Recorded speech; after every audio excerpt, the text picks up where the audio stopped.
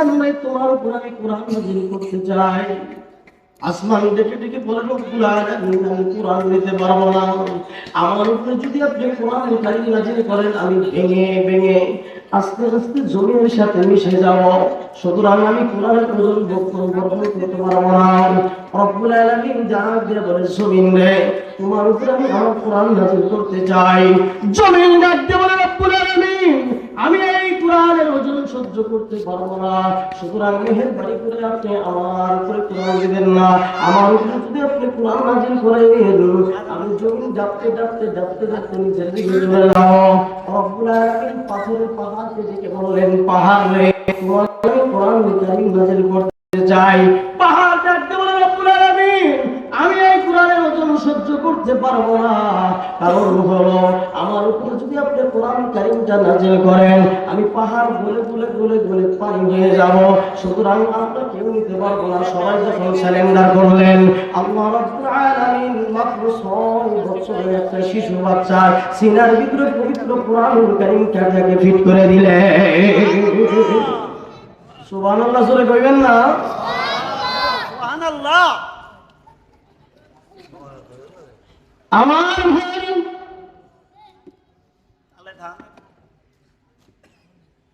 এই কোরআনুল কারীমটা মাত্র 6 বছরের শিশু বাচ্চার সিনার ভিতরে ফিট করে দিয়েছেন রব্বে কারীম।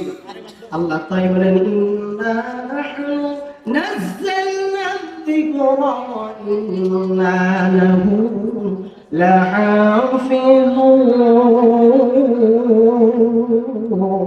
সুবহানাল্লাহু আকবার। কোরআন সংরক্ষণ করার দায়িত্ব রব্বে কারীম নিজে হাতে নিয়েছেন।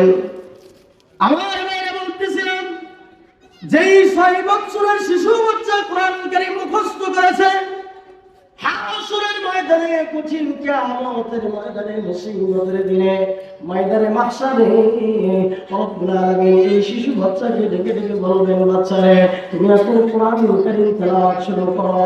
ওই শিশু বাচ্চাটা 6 বছরের শিশু বাচ্চারা কোরআন কারীম যখন তেলাওয়াত শুরু করবেন, বিসমিল্লাহির রহমানির রহিম। কি বলবে ভাই? বিসমিল্লাহির রহমানির রহিম বলার সঙ্গে সঙ্গে ডান দিকে লক্ষ্য করে তাকিয়ে দেখবেন, একটু একটি বিল্ডিং দেখা যায়। আল্লাহ দেখতে বলবে, কোরআনের হাফেজ তুমি যাও, এই বিল্ডিং এর ভিতরে তুমি প্রবেশ করো। বিল্ডিং এর ভিতরে কোরআন কারীমের হাফেজ ওই একতলা বিল্ডিং এর ভিতরে প্রবেশ করবেন। রব্বে কারীম বলবেন, তুমি এখন কোরআন কারীম তেলাওয়াত করো। তখন সাথে সাথে তেলাওয়াত শুরু করবেন, আলহামদুলিল্লাহি রাব্বিল আলামিন,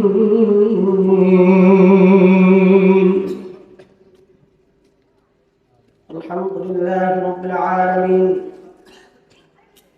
সঙ্গে সঙ্গে কোরআন কারীমের হাফেজ কুদরতি লিফটের মাধ্যমে দ্বিতীয় তলায় অবস্থান করবেন। আবার আল্লাহ তাআলা বলবেন, তুমি কোরআনুল কারীম তেলাওয়াত করো। কোরআনের হাফেজ তেলাওয়াত শুরু করবে, আর রহমানির রহিম। 3 নম্বর তলায় অবস্থান করবেন। এইভাবে পড়তে পড়তে পড়তে পড়তে মিনাল জিন্নাতি ওয়ান নাস পর্যন্ত যখন পড়বেন, আল্লাহ রাব্বুল আলামিন কোরআনুল কারীমের হাফেজটাকে কুদরতি লিফটের মাধ্যমে 6666 তলা জান্নাতের মালিক বানায়া দিবে। লা ইলাহা ইল্লাল্লাহ, লা ইলাহা লা ইলাহা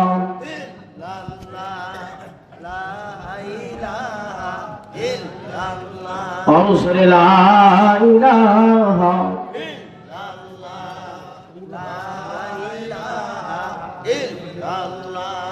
লা ইলাহা লা ইলাহা ইল্লাল্লাহু মুহাম্মাদুর রাসূলুল্লাহ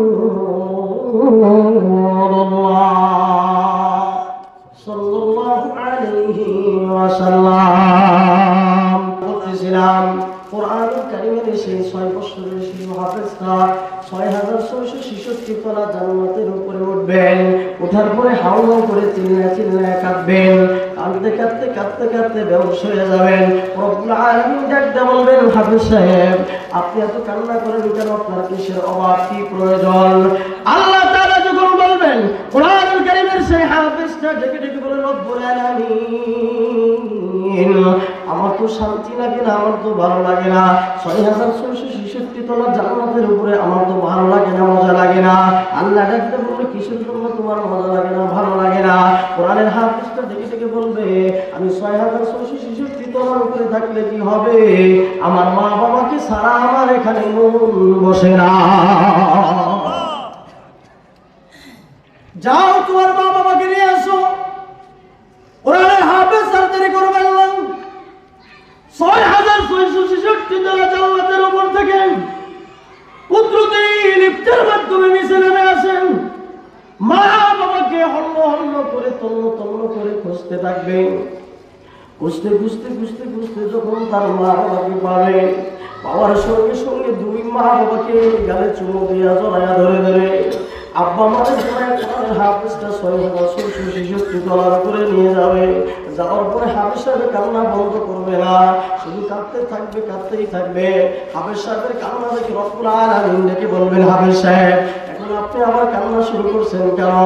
ডাকতে বলবেন, রব্বুল আলামিন মা বাবাকে পেয়েছি কিন্তু আমি আমার দাদা দাদিকে পাই নাই। আমার দাদা দাদি ছাড়া আমার তো ভালো লাগে না। রব্বুল আলামিন যখন ডেকে ডেকে বলবেন, যাও যাও তুমি তোমার দাদা দাদিকে খোঁজ করে নিয়ে আসো। হাফেজ সাহেব 6666 তলা জান্নাতের উপর থেকে কুদরতি লিফটের মাধ্যমে জমিয়ে নেমে এসে আবার তার দাদা দাদিকে ধরে পাল্লায় ধরে নিয়ে যাবে। এভাবে যাইতে যাইতে যাইতে যাইতে হাফেজ সাহেব নানা নানি সহ এভাবে 9 থেকে 10 জন নিয়ে যাবেন। হাফেজ সাহেব এক এক করে করে যখন নিতেই থাকবেন, হাফেজ সাহেবের কান্না বন্ধ হবে না। হাফেজ সাহেবের কান্না দেখে রব্বুল আলামিন ডেকে বলবেন, হাফেজ সাহেব এতগুলি লোক আপনি সুপারিশ করে নিয়ে আসলেন, তারপর আপনি কান্না কেন বন্ধ হয় না? হাফেজ সাহেব দেখতে বলবেন, রব্বুল আলামিন যেই মাদ্রাসায় আমি লেখাপড়া করেছি ওই মাদ্রাসায় যারা টাকা দিয়ে, পয়সা দিয়ে, জমি দিয়ে, জায়গা দিয়ে, বুদ্ধি দিয়ে, পরামর্শ দিয়ে নবীজির ঘর বানাইছে, আমি যেখানে বসে বসে পড়েছি আমার পায়ের নিচে কার্পেট কিনে দিয়েছে, রেহেল কিনে দিয়েছে, কোরআনুল কারীম কিনে দিয়েছে। সুতরাং ওই সকল মানুষ ছাড়া আমার জান্নাতের ভিতরে শান্তি লাগে না, ভালো লাগে না। আল্লাহ রাব্বুল আলামিন ডাকতে বলবে, যাও যারা মাদ্রাসা বানাইছে তাদেরকে খোঁজ করে নিয়ে আসো। কোন হাফেজ আর দেরি করবেন না। যারা মাদ্রাসা নির্মাণ করেছে, খেদমত করেছে, মাদ্রাসা সহযোগিতা করেছে, ওই সকল মানুষকে সুপারিশ করে মাওলার জান্নাতে নিয়ে যাবে। কি বলে আপনাদের ঘুমাইছেন নাকি? জোরে বলুন সুবহানাল্লাহ। সবাইকে এক এক করে করে যখন জান্নাতের দিকে রওনা করবে, আমার ভাইরা মাঝখানে একটি ঘটনা মনে পড়ে গেল। একটা মাদ্রাসায় বহু ছাত্র লেখাপড়া করে, মাদ্রাসার বাবুর্চি আছে যিনি রান্না বান্না করে দেয়। ছাত্ররা বাবুর্চিকে গুরু বলে ডাকে, গুরু বলে ডাকে। কি বলে ডাকে? গুরু। এই গুরু। বাবুর্চি মন খারাপ করে না, সরল সোজা মানুষ। গুরু বলে যতই ডাকে মন খারাপ করে না, সরল সোজা মানুষ, কিচ্ছু বলে না। হঠাৎ একদিন বৃষ্টি, যুগ যুগে বৃষ্টি পড়তেছে। বাবুর্চি রান্না বান্না শেষ করিয়া বৃষ্টির মাঝে দেরি হয়ে গেছে খাবার আনতে। ওই দিক থেকে মাদ্রাসার ক্লাসের ছুটি হয়ে গেছে। জানালার ফাঁকে সমস্ত ছাত্ররা দাঁড়ায়া দাঁড়ায়া গরুরে ডাকতেছে, গরু খাবার আনার কেন? আমাদের ক্ষুধা লেগেছে, দেরি করো কেন? বাবুর্চি মন কোনো কষ্ট নাই না, মন খারাপ করে না। হঠাৎ করিয়া বাবুর্চিকে যখন এইভাবে বারবার চিল্লা ডাকে, বাবুর্চি বৃষ্টির মাঝেই মাথায় করে খাদ্যটা এনে বড় হুজুরের কাছে বিচার দিতেছে, হুজুর আমি আর মাদ্রাসায় চাকরি করবো না। কারণ কি কারণ? আপনার মাদ্রাসার ছাত্র আমার বেদব, আমাকে গরু বলে ডাকে, সুতরাং আমি এখানে আর চাকরি করবো না। সাদা সিধা মানুষ, গরম দিলের মানুষ যদি একটু রাইগা যায় বড় কঠিন না। এখন আর চাকরি করবে না, চাকরি থেকে বরখাস্ত দিয়ে চলে গেলেন। বাবুর্চি চলে যাওয়ার পরে গভীর রাত্রিতে ঘুমিয়ে গেছে। ঘুমের ঘরে স্বপ্ন দেখে দুনিয়াটা গায়েব হয়ে গেছে, কিয়ামত হয়ে গেছে। পুলসিরাতের পুলের ধারে বাবুর্চি দাঁড়ায় আছে। পুলসিরাতের পুলটা একটা হীরার চাইতে দাঁড়, চুলের চাইতে চিকন। এই পুল পাড়ি দিতে বড় ভয় লাগে। বাবুর্চি পুল পাড়ি দিতে পারতেছে না, বড় কষ্ট। এই মুহূর্তে পুলসিরাতের পুলের দিকে যখন তাকায় তাকায় কান্না করতেছে, কিভাবে এই পুলসিরাতের পুলটা পাড়ি দিবে। এই মুহূর্তের ভিতরে দেখে অনেকগুলি ছাত্র পুলসিরাতের পুলে পা রাখার সঙ্গে সঙ্গে বিশাল বড় একটা 24 ফুটের হাইওয়ে রাস্তা হয়ে গেছে। সমস্ত মাদ্রাসার ছাত্ররা এক করে করে পুলসিরাতের পুল পাড়ি দিচ্ছে। হঠাৎ করে পিছনের জন যখন তাকায় দেখে আমাদের সেই মাদ্রাসার বাবুর্চিটা পুলসিরাতের পুলের একধারে দাঁড়ায় আছে। বাবুর্চিকে ডাক দিলে, এই গরু তুমি এখানে দাঁড়ায় আসো কেন? বাবুর্চি চিন্তা করতেছে, আমি এই পুলসিরাতের পুল পার হতে পারবো না, এই জন্য ভয় দাঁড়ায় আছি। ওই বাচ্চাটা ডাকতে বলে, তোমরা সবাই যাচ্ছ, আমাদের গরু দেখি দাঁড়ায় রয়েছে। সমস্ত ছাত্ররা ফেরত এসে বাবুর্চি নামক গরুটাকে ধরিয়া পুলসিরাতের পুল পার করে দিছে। বাবুর্চির ঘুম ভাঙিয়ে গেছে। রাত্রি 3টা বেলায় তো ওরা মাদ্রাসায় চলে আসছে। মাদ্রাসার হুজুরকে ডাকতে বলে, হুজুর দরজাটা তাড়াতাড়ি খুলিয়া দেন, আমি মাদ্রাসায় চাকরি করার জন্য আসছি। হুজুর ডাকতে বলে, তুমি না বলে চাকরি করবো না, বরখাস্ত দিয়ে গেলা। ডেকে ডেকে বলে, হুজুর এতদিন আমি চাকরি করেছি শুনে শুনে, আজকে চাকরি করবো আমি দেখে দেখে। সরে কোন সুবহানাল্লাহ। হুজুর বলে, ব্যাপার দেখে দেখে বলে এতদিন শুনে শুনে আমাকে গুরু গুরু ডাকছে, আমি শুনে শুনে চাকরি করেছি, আজকে আমি সব চোখে দেখে দেখে চাকরি করবো। কারণ হইল গভীর রাত্রিতে স্বপ্নে দেখি দুনিয়ার জায়গায় হয়ে গেছে, পুলসিরাতের পুলের ধারে আমি দাঁড়ায় আছি। মাদ্রাসার ছাত্ররা দেখি পুলসিরাতের পুল পাড়ি দিচ্ছে, আমার বড় ভয় লাগতেছে। ওই সময়ের ভিতরে একটা ছাত্র আমাকে ডাক দিল, ডাক দেওয়ার সঙ্গে সঙ্গে সমস্ত ছাত্ররা আসে আমাকে ধরে গরু বলে পুলসিরাতের পুল পার করে দিল। বোঝা গেল মাদ্রাসার ছাত্ররা আমাকে রেখে মাওলার জান্নাতে যাবে না। মুসলমান ভাই, এই জন্য যারা এই মাদ্রাসার পক্ষে আছে, মাদ্রাসায় সহযোগিতা করে, আল্লাহ রাব্বুল আলামিন এই মাদ্রাসা থেকে যতগুলো ছাত্র লেখাপড়া করতেছে প্রত্যেকটা ছাত্র সুপারিশ করিয়া যারা মাদ্রাসা করেছে তাদেরকে মাওলার জান্নাতে নিয়ে যাবে।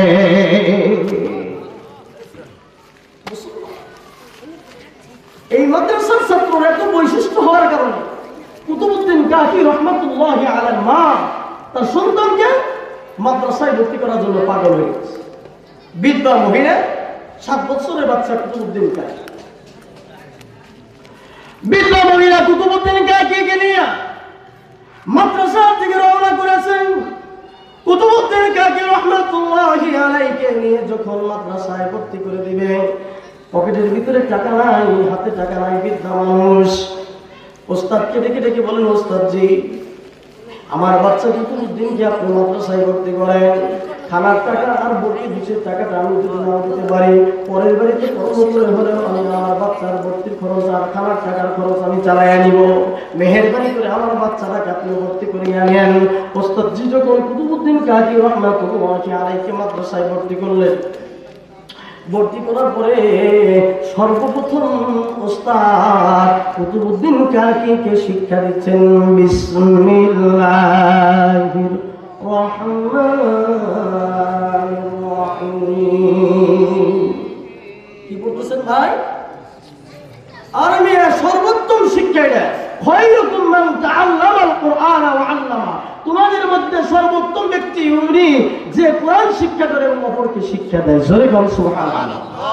আমরা তো আলেমদেরকে তুচ্ছ মনে করি, মসজিদের হুজুরকে 7,000 টাকা 8,000 টাকা বেতন দেই, হুজুর ভিক্ষা করে খাও না।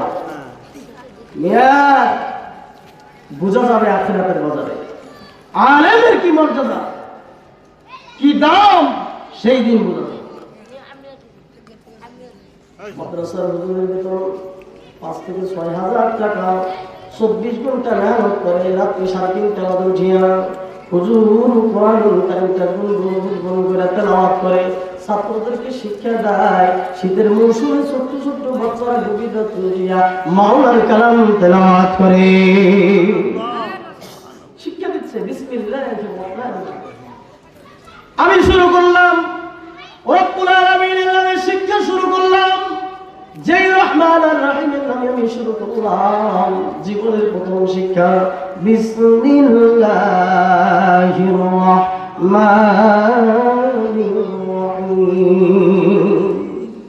শুরু করতে ওস্তাদ শিক্ষা দেয় কুতুবউদ্দিন কাকি তেলাওয়াত শুরু করলো, বিসমিল্লাহ বলার পর আলহামদুলিল্লাহি রাব্বিল আলামিন পরে পরে যখন শুরু করে কুতুবউদ্দিন কাকি তেলাওয়াত করতেছে একের পর এক একের পর এক। কুতুবউদ্দিন কাকি পড়তে 17 পারা শেষ করে 18 পারায় যখন পদার্পণ করেছেন, কিছুদিন যাওয়ার পরে আর তেলাওয়াত করতে পারে না। কুতুবউদ্দিন কাকি কে ওস্তাদ প্রহার করে বারবার মারপিট করে, কুতুবউদ্দিন কাকি আর তেলাওয়াত করতে পারে না। ওস্তাদ যতই তাকে প্রহার করে, প্রত্যেকটা প্রহারে কুতুবউদ্দিন কাকি শুধু ফেল করে তাকায় কান্না করে আর তেলাওয়াত করতে পারে না। ওস্তাদ জিবার ডেকে বলেন, কুতুবউদ্দিন রে, বুঝতে পারলাম না বাবা, তুমি এত সুন্দর করে তেলাওয়াত করলা, এখন তুমি তেলাওয়াতটা কেমন করে বন্ধ করে দিলা? বুঝতে পারলাম না, রহস্যটা কি আমি বুঝতে পারতেছি না। যাও বাবা যাও, তোমার মাকে তলব করে আমার কাছে নিয়ে আসো। তোমার মাকে বলো ওস্তাদ জি তোমাকে তলব করেছে, যাও বাবা যাও, তোমার মাকে ডেকে নিয়ে আসো, আমি বুঝি তোমার মার কাছ থেকে ঘটনাকে জানতে পারবো। কুতুবউদ্দিন কাকি রহমাতুল্লাহি আলাইহি মার কাছে চলে গেলেন, দরজার কাছে যাইয়া ডাকতে বলে, মা মাগো তাড়াতাড়ি দরজাটা খুলে দাও। কুতুবউদ্দিন কাকি রহমাতুল্লাহি আলাইহি মা আর দরজা খুলে না, চোখের পানি ফেলে যাই নামাজ বিছায়া কান্না করতেছে। আল্লাহ রাব্বুল আলামিনের কাছে কুতুবউদ্দিন কাকি রহমাতুল্লাহি আলাইহি মা সিজদায় পড়ে বলে ডেকে বলে, আল্লাহ আমার সন্তান কুতুবউদ্দিন কাকিকে তুমি জামানার ওলি বানায়া দাও। মা জামানার ওলি বানায়া আমার ভাইয়ের কুতুবউদ্দিন কাকি রহমাতুল্লাহি আলাইহি মা যাই নামাজের মধ্যে সিজদা দিয়ে আল্লাহকে ডেকে বলেন, ওই দিক থেকে কুতুবউদ্দিন কাকি দরজাটা খোলার জন্য মাকে ডাকতে বলে, মারে বিগত কয়েকদিন হয়ে গেল দরজাটা তোমাকে দেখতেছি না, ও মা দয়া করে একটু দরজাটা একটু খুলিয়া দাও না, আমার মন চাইছে মাগো আমি তোমার চেহারাটা একটু দেখবো। দীর্ঘদিন হয়ে যায় মা, তুমি তো আমার মাদ্রাসায় যাও না, কত বন্ধুরা তার বাবা আসে তার জন্য খাদ্য নিয়ে আসে, কত বন্ধুদের মা মাদ্রাসায় যায় খাবার নিয়ে যায়, মাগো আমি এতিম মানুষ, ও মা একটু দরজাটা খুলো না, আমি মন করে তোমাকে দেখবো, তোমাকে হুজুর ওস্তাদ আমার ওস্তাদ তলব করেছে, মা একটু দরজাটা খুলিয়া দাও। কুতুবউদ্দিন কাকি রহমাতুল্লাহি আলাইহি মা বুঝতে পারছে এটা আমার সন্তান কুতুবউদ্দিন, তারপর দরজা খুলে না, কারণ হইল মায়ের ভালোবাসা পাইলে কুতুবউদ্দিন যদি কোরআনের তেলাওয়াত বন্ধ করে দিয়ে মাদ্রাসা থেকে ফিরে আসার মাদ্রাসায় না যাইতে চায়, তাহলে তো গোমরাহি হয়ে যাবে, আমার মনের আশা পূর্ণ হবে না, বিদায় দুঃখিনী মা দরজা খুলে না। কুতুবউদ্দিন কাকি রহমাতুল্লাহি আলাইহি চোখের পানি ফেলতে দীর্ঘ সময় পার করে দিলেন। দরজা যখন মা খুলে না, হাউমাউ করে কাঁদতে মাদ্রাসার দিকে আবার রওনা করলেন। যাইতে দেখেন গভীর রাত্রি হয়ে গেছে। ওস্তাদ জি ওযু করিয়া নামাজের জন্য দাঁড়াবে, তাহাজ্জুদের সালাত আদায় করবে। কুতুবউদ্দিন কাকি রহমাতুল্লাহি আলাইহি ওস্তাদের কাছে যায় হাজির হইলেন। দেখে বলেন, বাবা কুতুবউদ্দিন তুমি এত রাত্রিতে একা কেমনে আসলা? দেখে বলেন, হুজুর আপনি যখন আমাকে পাঠাইছেন, আমি সন্ধ্যাবেলায় যাইতে যখন আমার রাত্রি 7-8টা বেজে গেছে, আমার মায়ের দরজায় যে আমি বারবার নক করলাম, মা যখনই আমার দরজা খুলে দিল না, মাকে বড় নয় করে কান্নাকাটি করে বললাম, আমার মা একবারের জন্য দরজাটা খুলিয়া দিল না। হুজুর গো, ও ওস্তাদ জি আমি আমার মার চেহারাটা দেখতে পারি নাই, মেহেরবানি করে আপনি আমার জন্য দোয়া করেন, আমার মার আশা যেন আমার আল্লাহ পূরণ করে দেয়।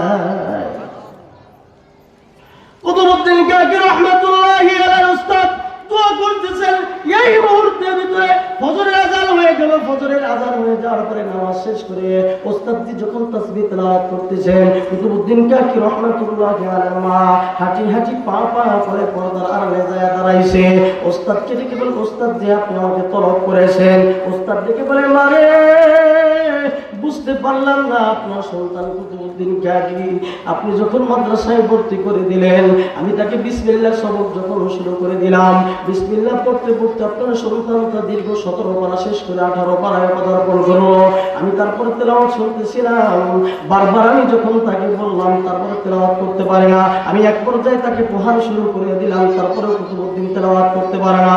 একেবারে স্তব্ধ হয়ে গেলাম, কোনো কথাই বলতেছি না। আমি আপনাকে তলব করার জন্য পাঠাইছি, কারণ হইল আপনার কাছ থেকে আমি জানতে চাই আপনার সন্তান কেন করতে পারে না।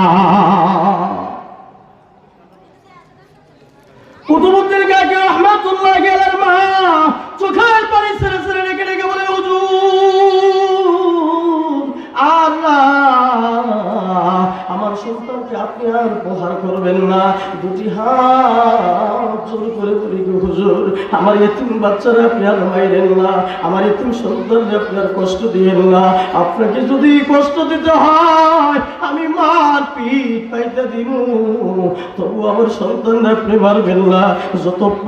যত পিটানের প্রয়োজন হয়, যত প্রহার করার প্রয়োজন হয়, আমি মার শরীরে আপনি প্রহার করেন, তবু আমার এতিম বেটার শরীরে আপনি আর আঘাত করবেন না। কারণ হইল আমার সন্তানের কোনো দোষ না, এই সমস্ত দোষ হলে আমি মার। ওস্তাদ থেকে বলে, মারে বুঝতে পারলাম না আপনার কেমনে দোষ। বলে আমার সন্তানটা তেলাওয়াত করেছে 17 পারা শেষ করে 18 পারায় পদার্পণ করলো, আর পরে তেলাওয়াত করতে পারে নাই। কারণ হইল আমি মা আমার সন্তানটাকে গর্ভধারণ করিয়া আমি 18 পারা পর্যন্ত কোরআন তেলাওয়াত করতে পারছিলাম। এরপরে আমার সন্তানটা দুনিয়ায় ভূমিষ্ঠ হয়ে গেছে, এরপরে আমি আর তেলাওয়াত করতে পারি নাই, মাঝখানে অফ ছিল। বিদায় আমি বুঝতে পারলাম সন্তান গর্ভে ধারণ করার পরে যতদূর পর্যন্ত আমি কোরআন কারীম তেলাওয়াত করেছি, ততটুকুই আমার সন্তান কোরআনের হাফেজ হয়েছে।